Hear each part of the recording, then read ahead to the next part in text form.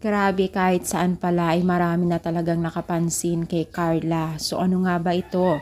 So bago natin ipagpatuloy ang ating paksa for today's video, kung bago ka pa lang sa aking channel, please subscribe po, like and pakit na rin po natin guys ang notification bell upang ma-update po tayo tuwing ako po nag-upload sa mga viral and trending video. Alam niyo ba guys na itong si Carla ay marami pong nakapansin sa kanya na kahit pala itong si Carla ay kahit ano pa lang kanyang suot, kahit anong anggulo, ay kapansin-pansin ang pagiging isang maganda niya.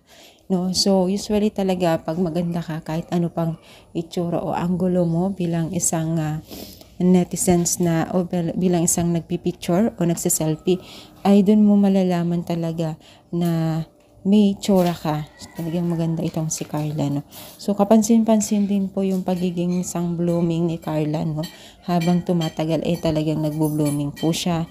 Nakikita ng mga netizens o nakikita natin yung pagiging isang Carla na maganda at hindi mo talaga ipagkakaila ang kanyang kagandahan, no? So, nagiging blooming habang tumatagal. So, karamihan na nagtatanong kung ito ay talagang meron na ba namumuong pagitan sa pagitan nila ni Jomar. Pero syempre, no, hindi mo talaga maiwasan yan bilang mga kabataan. Hindi mo talaga maiwasan na ganun ang pangyayari, no? So, mga artista nga nagkakaroon ng tawag nito yung pakiramdam na nade-develop sila.